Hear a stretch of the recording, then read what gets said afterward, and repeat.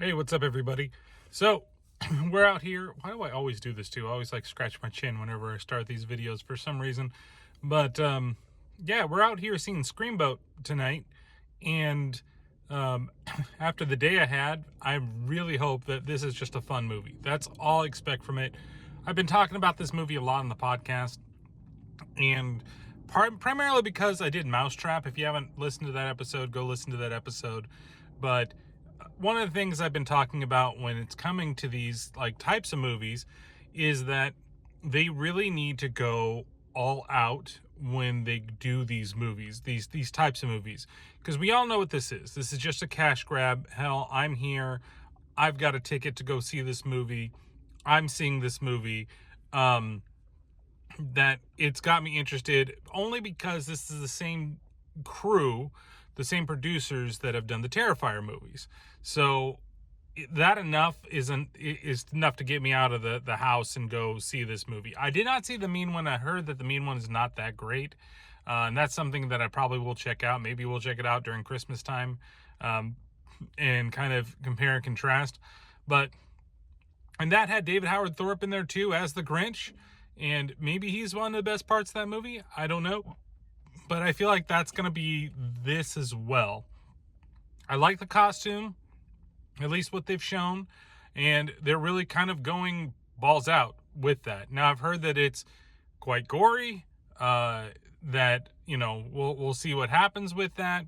I want it to be stupid fun. That's all I really want out of this movie. And that's the one things that I'm constantly missing from all the stuff with the Pooniverse. And I really just want this movie to just be fun. It can be as dumb as it wants to be. I really want the kills to be over the top. I want the characters to be stupid. I want things to just laugh about in this movie. That's all I really want. That's all I really wanted from the Mousetrap. And the Mousetrap just wasn't it. It had a good ending. I thought the ending was great of the Mousetrap, but overall, it just wasn't that fun of a movie. It was boring, lots of dialogue, lots of crap I don't care about at all. And that's not what I necessarily want with this. So we'll have to see what happens as we go in there and we see it, and we'll let you know what's going on. And I assume that to myself that this is going to be more like a vlogs type of review, where I'm going to put it together after we're done watching the movie with the reactions and going through and doing all that fun stuff. But you're not going to get all like the little clips and stuff like that. So I apologize. I'm going to say that right away. Just because I know that by the time I get back and I want to put it together, I want to get it up as soon as possible. That's the way that we're going to do this review. So I hope that it lives up to those expectations. It could be really terrible. It could not live up to that at all, and I could be very, very upset. But as long as I can give you guys a good review, that's what I'm here for. So we'll see you in a little bit, and hope that that we have a good time. So yeah, see you soon. Hey, what's up, everybody, and welcome to the review for Screamboat Willie. This is, if you haven't been around this before, I'm going to do quick reactions and then spoilers with everything and all that fun stuff. So, I want to say right off the bat with the whole thing, what I have been saying multiple times again and again and again and again for, these movies, these mascot movies that I have been watching recently and doing for the podcast. And I'm sorry that I have to reiterate this stuff again, but the one thing that I've said with all these films, whenever we do these films, is that they need to take the IP and they need to go crazy with it. And they need to go back to it. Maybe it's going to be cheesy and then referencing the IP and doing all that stuff. Like they really need to lay into it.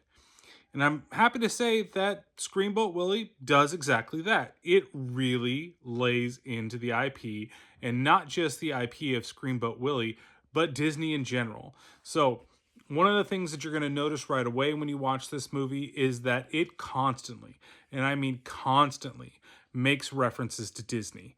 It puts little Easter eggs in the background. It uses bits of dialogue from Disney movies. The theme of the movie is a scream. A scream is a wish that your heart makes, right?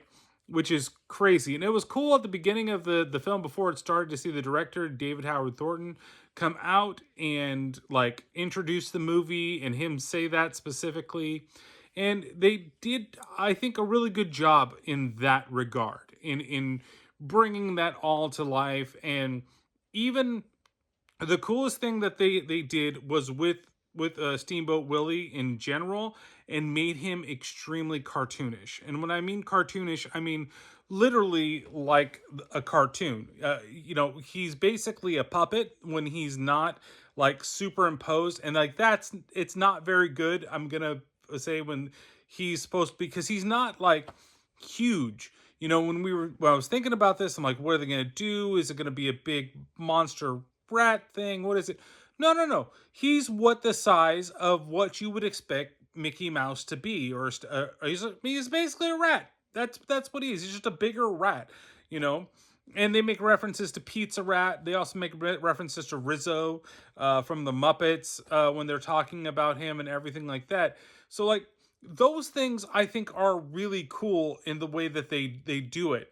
But beyond that, I'm so mixed on the movie in general. I think the kills are good. I think when you get them, they're gory. It's not like super high on the gore. Well, I think I would get in that 5 out of 5 realm the more that I think about it.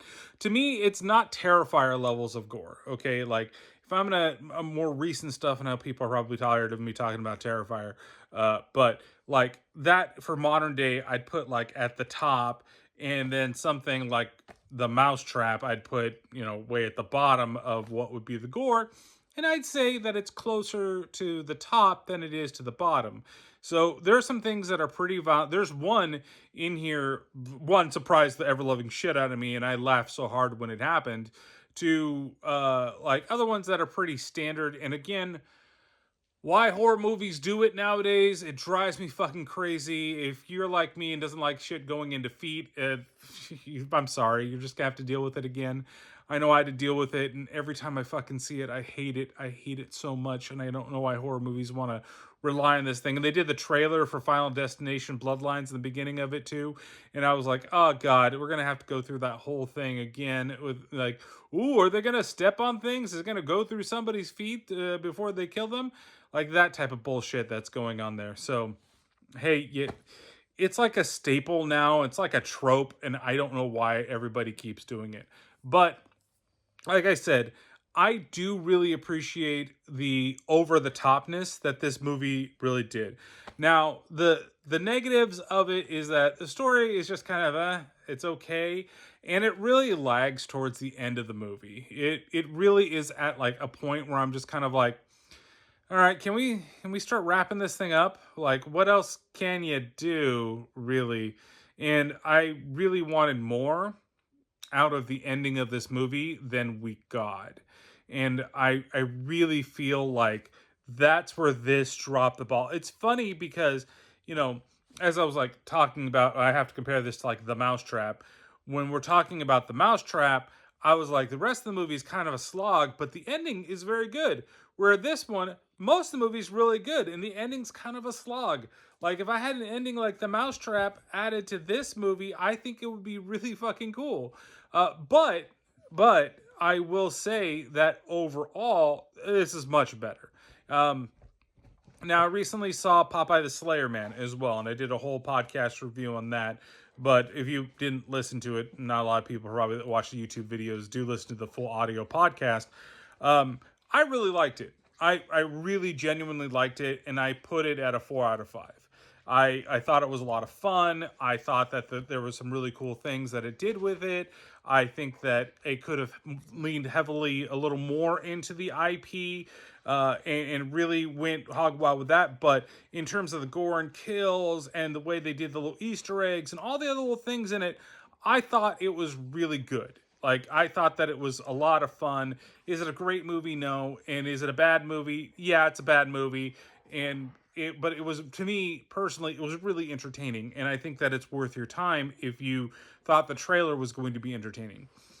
But, I had to approach this kind of in the same way. And when I go back and I think about it, it's not, I don't like it as much. I still like it, but it's not in that same territory.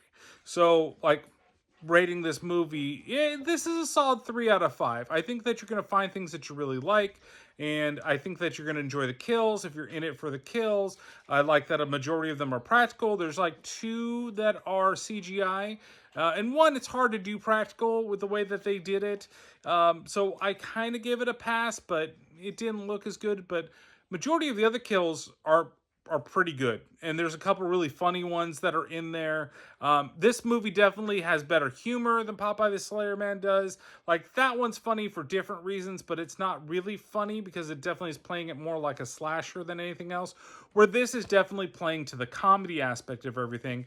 And when you have David Howard Thornton in there being, again, a silent, villain in this movie that only really whistles, like, it works out so much better. And he's so good with the facial expressions and being that, like, new school silent actor, and I love the scenes where he's just able to play and like have a little fun with the character.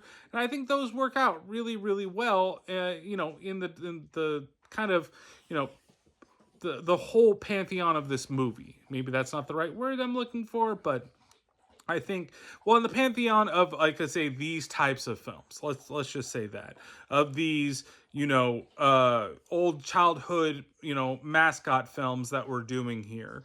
And so there definitely were things that I wish were a lot better. And like I said, I think that when he gets towards the end of everything, that's kind of where I stand with it. So yeah, this is a solid 3 out of 5 chokes on dicks. And I'll explain that in the spoiler section so that you can kind of get it. But I really think that, and if you've seen the movie, you know exactly what I'm talking about. So solid 3 out of 5. I like I said, I really enjoyed it. I just, after seeing Popeye the Slayer Man, which I really, really enjoyed, that's a much better film to me, and I wish I'd seen that in the theaters. Whereas Mousetrap is kind of on the lower end, and then you got the Winnie the Pooh movies kind of above Mousetrap, but definitely below this. Even though I think Winnie the Pooh Blood and Honey Your Mom 2 is better than Winnie the Pooh Blood and Honey. But like I said, there's so many little Easter eggs and everything in this movie that are really well done, that I think that you might have a lot more fun with this, especially if you're like a Disney person. So those are my thoughts for the initial. We're going to go into spoilers now. So, if you haven't seen the movie and you're wanting to see the movie, well, there's your spoiler-free portion of it. And now we're going to get into spoilers. So we'll see you in a bit for those spoilers.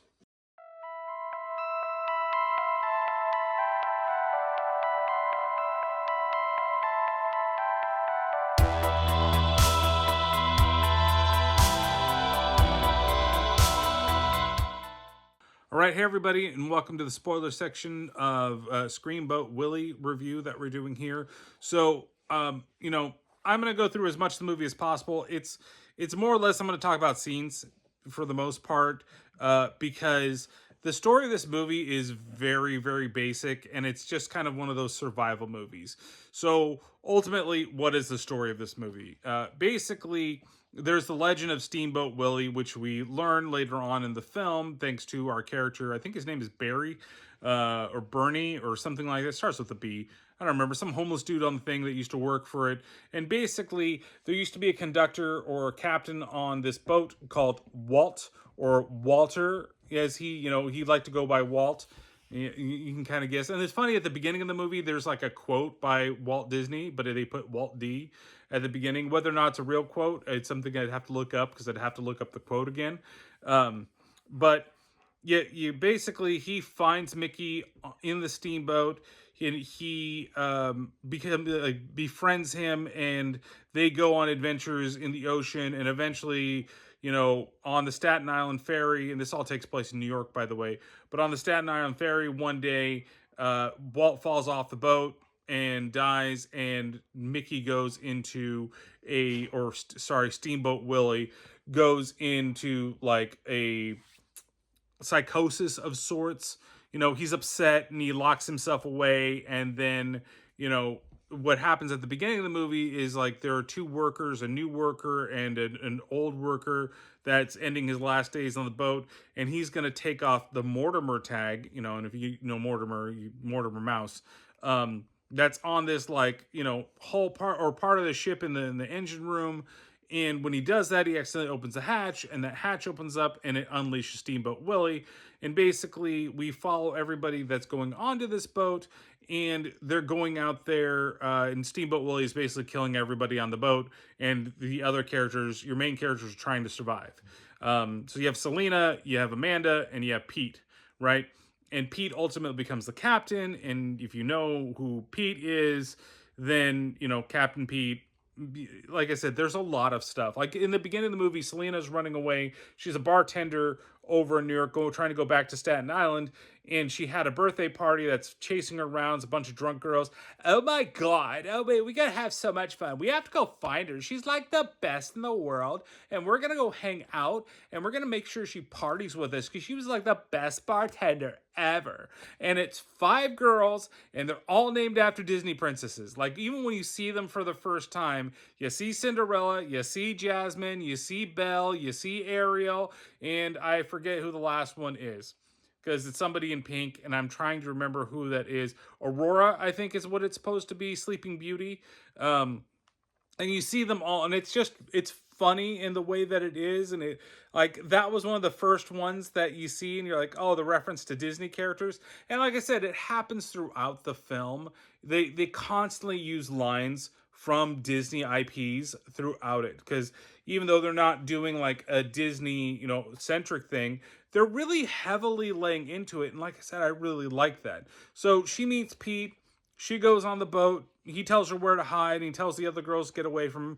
And then it's really just, what is Steamboat Willie going to do to the crew that, really is kind of what you're looking for in the film. How he's going to kill the other people on it. And the kills are relatively good when it comes to it. There's a scene where he kills the captain of the ship because the captain, he doesn't want to stay where he's at. He's been working overtime and he's tired of working overtime.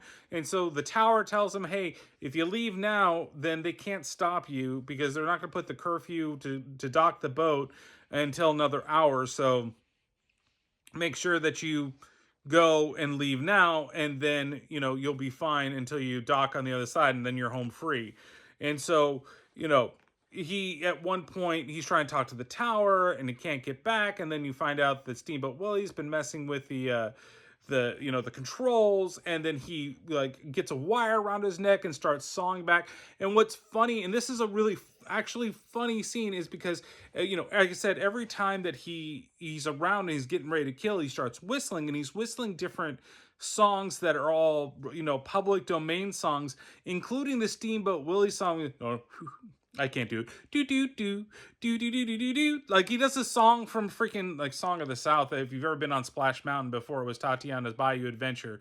That's the song that they use. But they also use the song like from Steamboat Willie. He whistles that before he goes and kills somebody. And I like the slow reveal of Steamboat Willie, where you just get to see like his feet, and like he takes the wire to the captain's neck and saws through his neck. And then after he kills him, he like dances on his body, and he's at the wheel of the ship doing the dance from Steamboat Willie. See, it's like shit like that I was like, this is the shit that you should do in these movies. Like really ham it up big with the references directly to Steamboat and everything like that. And it makes it so much more entertaining. And whenever they did that, and whenever they made the references to the Disney films, it made it really good. And so, when he dies, that's when somebody else that is like the first mate becomes captain. And then we have Pete become the first mate. And, eventually they try to round up everybody into a room. And that's when Steamboat gets it. When everybody's in there, he jams the door shut, and the Amanda and Selena and Pete can't get in there. And there's some things, there's some shenanigans that happen beforehand with Steamboat Willie, with him going on the ship and killing a couple different people. He kills a guy that's dressed up like the Statue of Liberty that starts snorting coke up his nose. And that scene's not bad. It's kind of cool in the way they do it. Like, if anybody really thinks that this is scary, sorry, it's not really scary, and it doesn't really do a great job with building the tension. There was one scene that kind of got me, and that was just because it wasn't even a jump scare with Willie; it was a jump scare because of Cinderella. But yeah, I'm trying to remember if he kills the captain. I think he kills the captain before. No, he does that after he kills two of the girls. He kills Belle and Jasmine, who go downstairs and like they're posing and doing TikTok dances, and then they're doing the ahego face or whatever it is, the one where you stick out your tongue and you cross your eyes, and you're supposed to look like an anime girl that's like all ready to accept somebody's jizz into their mouth. You know the face. I'm not going to make the face because then somebody's going to screenshot this and they're going to put that out there. But you know what I'm talking about, okay? And so like they're doing the dances, and then it's this again. These are the things that I really love. And I love David Howard Thornton because he's so expressive when he gets to have fun with these things. And it's very cartoonish in the way that it's done, because he's trying to turn on a forklift and he keeps hitting the button to have it go. And he's just like, and then he looks down and he sees that the keys are in the ignition and haven't been turned on. And he's like, again, it's like so expressive, and it's so much fun to watch him do these things. And he turns it on, he lifts the forklift and he drives it right as they're doing the stupid face, drives both blades right through their face, and you don't see it, but you see the aftermath of it, which is pretty gory because their jaws are all hanging down wide open and the blood is dripping and everything like that. And like, again, those things like are cool in the way that they did it, and it's played all for comedy. It's not played for to be like super serious with everything that's there. So I really like the way that they incorporated that stuff within the movie in general. So after he kills them, I think that's when he goes and kills the captain. And he kills the captain by slicing off his throat with a wire. And then, like I said, he dances on the captain's body while he's doing the Steamboat Willie, like move the ship around and like spin it one way, spin it the other way, whistling the song and everything like that. Like I said, that's the shit that I want from this movie, and those are the cool things about the movie. But where it really drags is after everybody is like brought downstairs, and there's like, because the guy becomes captain, and Peter and the cop that wouldn't answer to the other guy, it's like, I don't answer to you, I only answer to the captain. And now that guy's the captain, like he has to, listen to him, and he has to go down there and round everybody up. And like, I like the way the scene starts, because he has to, like, when they all get locked in there and they can't get out, and they're like, what the hell is going on? Oh, there's a killer, there's a terrorist, and they're making all these like jokes. And there's even like the naked cowboy is there, if you've ever seen him before, the guy that stands out in Times Square in just his underwear and plays guitar. Like, they make a lot of references to the city and everything like that, I guess, in kind of like an homage to New York or some shit like that. And so they do that, and then all of a sudden they're like, okay, we have to go find this guy. And the cop, the leader of the cops, like makes this rousing speech. We're New Yorkers, and we don't take shit about shit. I also like it too when they walk in on the captain. Like, the first guy goes, holy shit, and then the next guy comes in, holy shit, and then when Pete shows up, like, holy fucking shit. Like, it's just ridiculous. But so you have the cop, this rousing speech about how we're New Yorkers, we're not gonna take this shit anymore, and blah blah blah. And then so who's with me? And they're like, yeah, and everybody's cheering. And then the fucking, a big broken broomstick comes through the back of his, his head, and like it goes out. And even when they kill the one dude, the Statue of Liberty dress up guy, like he shoves the torch, his like torch prop through his head, and you see it go through the head and like pop out the bottom. Like, the gore effects in this movie are done really, really well. And I think especially for the budget, because I don't expect that this movie had a very high budget, as it were. And sorry if I'm jumping around a little bit, but like I liked that part of this scene, and then the next one, because he breaks out a hose and he starts hosing everybody down, and I'm like, well, what is he doing with the hose? Like, and it's funny because when Willie is like, it's focused on him, and he's not. They don't superimpose very well, but he's like spraying everybody. It doesn't look very strong. And then when they flip back to everybody getting sprayed, it's stronger, but it's not as strong as they're making it seem to be, where they're kind of like throwing everybody everywhere, and like it's super high powered jets or any of that type of shit. It's not very strong at all. So, after they do that, then he bashes an electrical panel open, and it shocks everybody. And that's how he kills a majority of the people that are on the boat. And then it really becomes like, well, how do we survive the everything's broken, and the only place that we can go is we can go downstairs to the engine room, and we can basically signal for help with one of the things that are down there. And so Pete, Amanda, and Selena, they're going to go downstairs to try to do that, but they end up running to, there's a mom and her son, and you find out that the son is somebody important to somebody in the city, I guess, that has a bunch of money. And I don't know if it's a mom or it's like a nanny or something like that. I think it's mom. I think that's the way they did it. And then there's this African American gentleman that's electrician, and like there is a really funny scene with Willie, and he's looking at the snack bar, and they have all the prices up there. And I originally thought they had churros for 99 cents, but it was $6.99. And so he's looking at all the prices, and the beer's like 13.49, and there's all these things. And he's looking, and then all of a sudden he walks away, and then he looks back. And you think that because the kid is hiding below, that because he's like sniffing, and you think he sees the kid, and he's gonna go after the kid. But instead, he walks over to the board and he spins the price on the churro from $6.99 to $9.99, and then he's like, "That's the right price that it should be for the churros." Mocking the price of churros at Disneyland. Which, again, it's little things like that that make this movie really, really fun. And so you find out that the one electrician guy, he survived because he was wearing boots, and the kid survived because he was on a rubber mat when all the electricity was going everywhere. Since he's an electrician, he has boots that can protect him, that grounds him, so he didn't get shocked like everybody else did. And so he ends up joining the rest of our crew to go upstairs and to go to the captain's thing, where before that we get another kill, which is, I think, possibly is the funniest kill in the movie, which it shocked the hell out of me as well.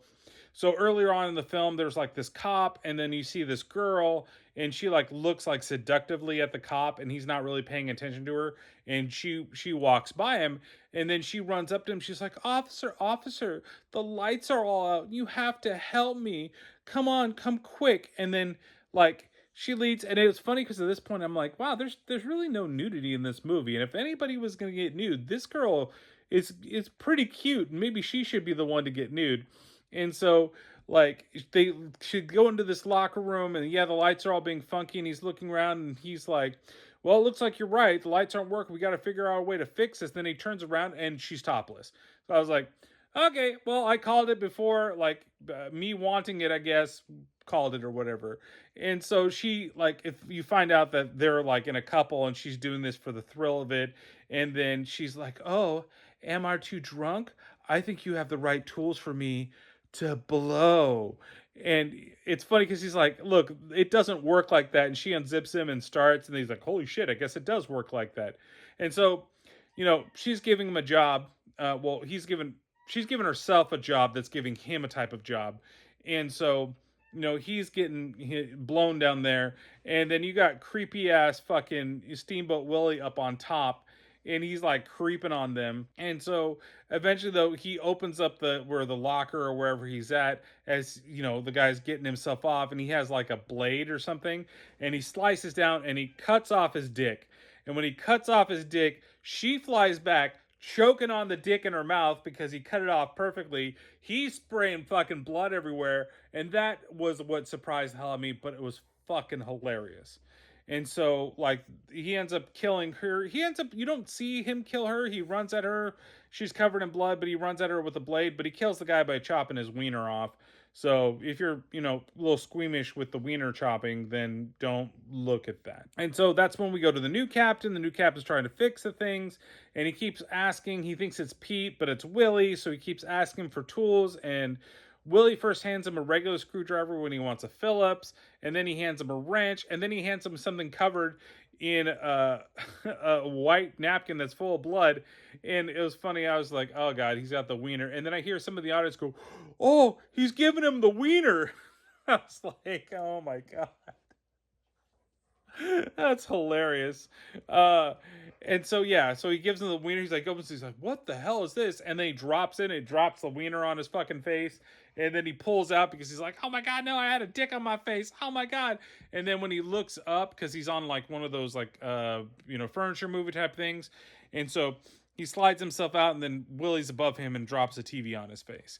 And then from there, it's like they're like I said, they're roaming around, and then there's just there are random kills of people that I was like, who the hell are these people? Because I thought we killed most everything, but they're just random workers. It's like one random cop. I guess they sent some people downstairs to look for some stuff down in the basement, and I guess that's who they were, like thinking about it. But it was just felt like you didn't ever see these guys, and all of a sudden they're there. He kills both of those guys off, and then you have Pete and the crew go downstairs. They split up, and the kid, the dude, and Pete go looking into the engine room, and then you have Selena and Amanda. They go looking for the flares because one, they're going to try to fix the electrical, and then they're going to try to signal somebody with a flare from the ship because Willie has steered the boat off course. And we also get to learn a little more that that's where we get to learn actually more about Willie himself. And then we learn something a little later on in the film. See, there's this whole thing going on when he first sees Selena. When Willie first sees Selena, he like becomes enamored with her right away. And like when they meet, he's dangling a cop off the back of the boat, and this is a CGI kill where his face gets to like run through the rudder, but you don't really get to see much. It's underwater, it's CGI, and it's not very good. He's like smitten with her. And then it happens again when they run into each other when she's trying to find the flares. And then Amanda attacks Willie, but Willie gets the upper hand and like stabs her with she accidentally steps onto a nail. That's the part. It's later on that she gets stabbed. So eventually, downstairs we meet the girl from the beginning of the movie. Her name is Dom, that was with the other guy that unleashed Willie upon everybody. And she's like, oh yeah, we need to turn the electrical back on. You guys follow me. So electrician dude and Pete go ahead and follow her into the basement, and when they do, she turns on them. She's gone crazy because you thought she got killed by Willie in the beginning of the movie, and she didn't. And now she's got her own makeshift like Mickey Mouse ears and like a hat and everything strapped to her, and she's become like a servant of Willie. And that's when Willie ends up killing her because in the fight between Amanda and Selena and them, Amanda stabs Willie in the eye, and he gets upset with the whole thing, and I guess he turns on her. I don't know what the hell that is, but it's just another way for her to fucking die. And she ends up dying, even like she doesn't get killed by Willie, but the electrician guy, like he's on the bottom and he sacrifices himself, which I'm like, he had the ability to just get up and maybe fire that, but he takes one of the flares because she had stolen all the flares, and he fires it from the flare gun, which explodes the bottom into a bunch of fire, where he thinks he kills Willie and kills Dom, but only kills Dom, and Willie survives, and he kills himself too. So you got Pete and the kid, they're trying to escape, and eventually they run into Amanda and Willie, or Amanda and Selena, and they're trapped in this like kind of, it seems like it's an elevator shaft, but it's like a room with, I don't know what the fuck it is, but nonetheless, they aren't able to move the debris on top of it that well, enough for them to get the kid up, but Pete ends up sacrificing himself and getting killed by Willie as the water is rising because the boat is now sinking because of what the electrician guy did and causing the explosion. And then, so you end up having, Selena realizes, because there's one line in the movie that the kid actually says, and the kid is terrible as an actor. I'm not going to harp on him, but it was such a pointless character to have in this movie. but he's just like, my mom says that the way to find your way through anybody is to, express love and carry a firearm in your purse. Like, I'm like, oh God. Like, it's a terrible line and it's terribly delivered. And I get it, you're a kid, but oh my God, it's terrible. It's absolutely terrible. So Amanda and the kid go up to the roof, try to see if they can get somebody, and they all agree though that since that kid is important, that eventually they're going to send a search party out when they can't contact the ship. So they go to the roof, and she realizes that Minnie Mouse was a part of it, and he actually lost Minnie overboard, not necessarily Walt. And so he's been pining after Minnie, and she has a polka dot dress, and she has a polka dot purse, and so he's like turning her and believing that she's like Minnie Mouse, and that's why he's infatuated with her. So she goes and she grabs. There was a theater troupe that was there that was doing like the Sound of Music or some shit. It actually looked like people from the Matterhorn ride at Disneyland or anything like that. But like she dresses herself up to look like Minnie Mouse with her own ears and the dress and all this stuff like that to lure, Steamboat Willie to her so she can kill Steamboat Willie.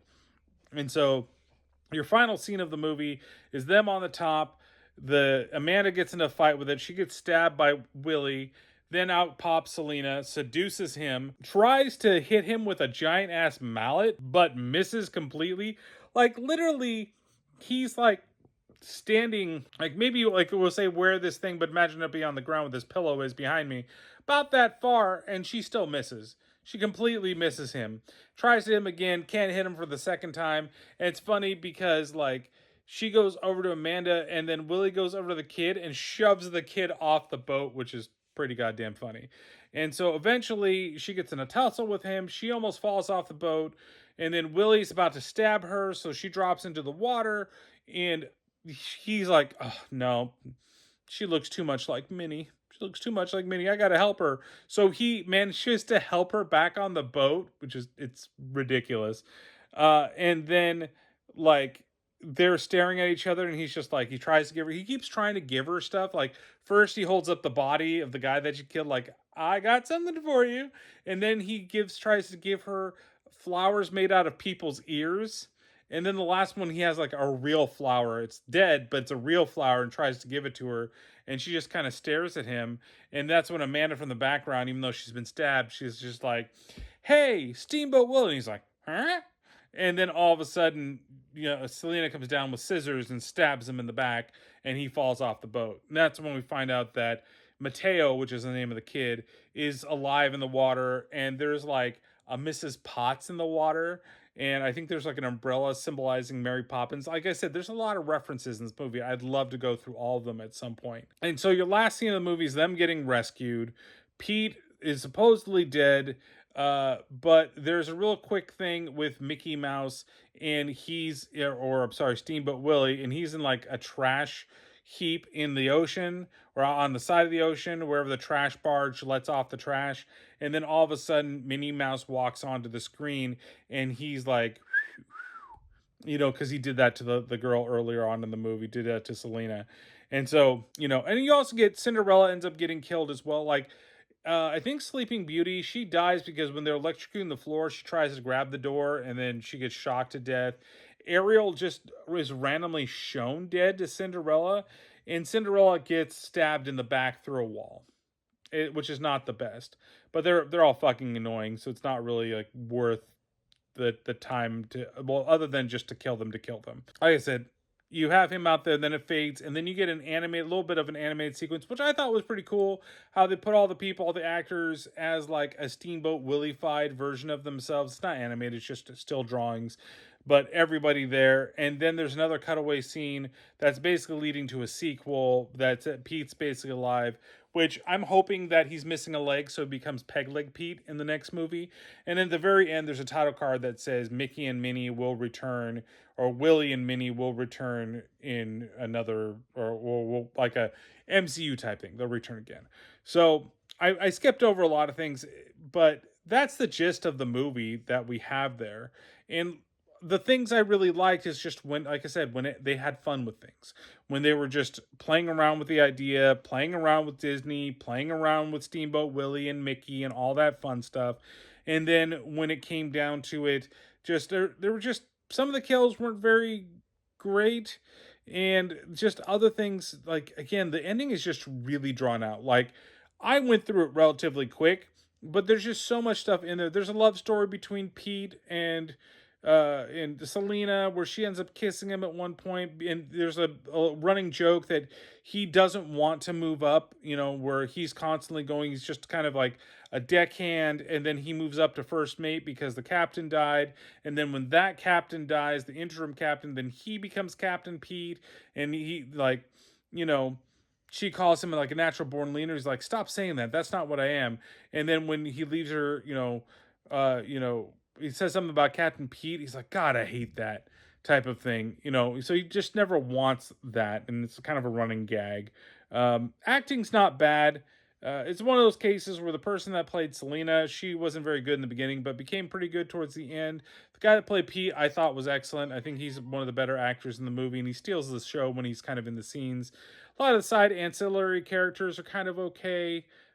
I wasn't really expecting much of it. So, as far as like the enjoyment out of it, I think I got enough out of it to really enjoy it. But it's hard recommending this one for me versus like Popeye the Slayer Man, that is. So I still think 3 out of 5 is fair. And I think there were some things that, like, again, I really love David Howard Thornton. He was the best thing about it. And whenever he was on, he was stealing the scene. And you can hear Charlie in the background, and she's coming trying to get attention from me and walking by back there. So, what'd you guys think? Did you guys get to see this movie? If you did, let me know down in the comments below. And if you haven't checked out the Popeye the Slayer Man review, go ahead and check it out. I'm still trying to figure out how I would want to put some of the podcasts back on YouTube.